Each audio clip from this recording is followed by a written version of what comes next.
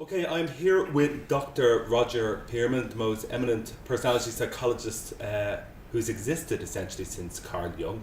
Good afternoon, Roger. Good to be with you. Thank you very much. My first question for you, Roger, is knowing what we know now about the neuroscience of behaviour, Carl Dweck's great work on the growth mindset, what role has that knowledge played in the development of the Pearman? Mm-hmm.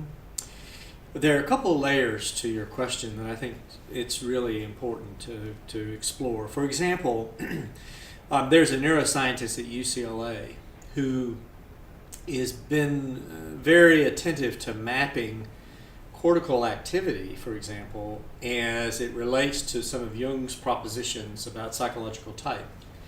And one of the things he has found and has just started publishing some material on is that indeed, when we think of a person who extroverts sensing or a person who introverts sensing, the way centers and networks on the cortex get hot first and in sequence vary.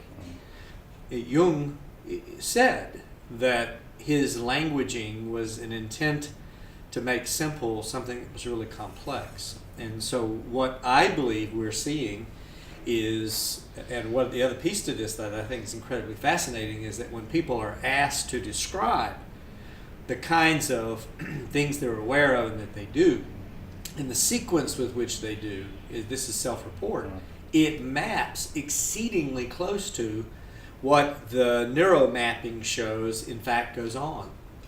So there's some neuroscience evidence that indeed, as Jung was trying to describe a complex network, we can access that through self-report. And because with the Pearman, the focus is on the 8 functions of type: extroverted sensing, extroverted intuiting, extroverted thinking and feeling, and introverted thinking and feeling. And so the real question was, how are we using those networks in order to be more adaptive and successful in our day-to-day lives?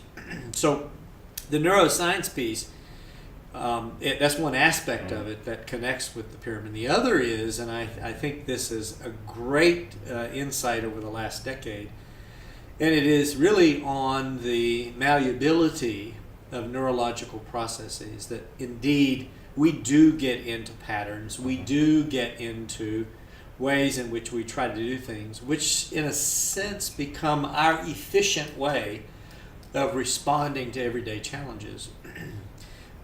But our environment changes, and the situations on us change. We need to be able to flex within those demands in order to be more comfortable, healthy, more satisfied. So the Pearman assumes that we can help you become more aware of the way in which you use these resources, and in so doing, become more flexible in the use of those resources in an intentional way. Now, Dweck's work is incredibly fascinating to me in a couple of ways.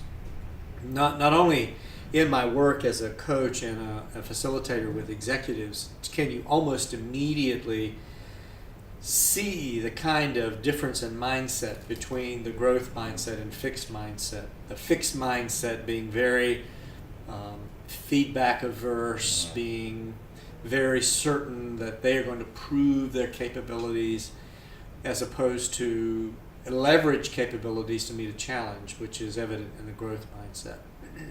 In point of fact, the way the Pearman is designed, it pulls one more toward a way of thinking about feedback as a way of accessing capabilities you already have.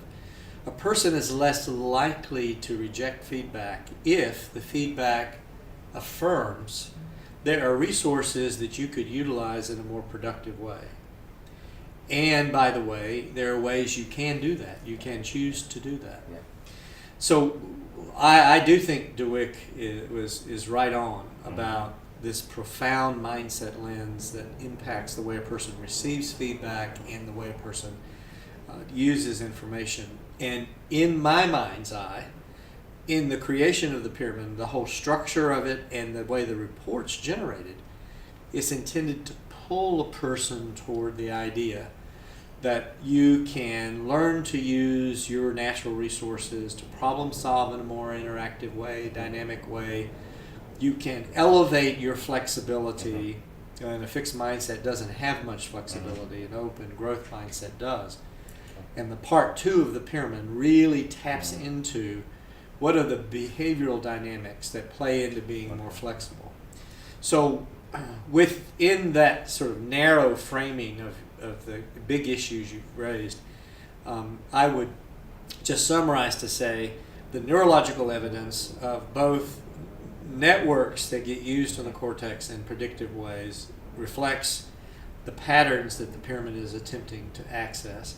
Secondly, the malleability, the capacity to learn and grow, and using the growth mindset lens, meaning the way it's framed and the way it's structured, the pull is toward a growthful response to the information. Great. Thanks, Roger. That's really useful.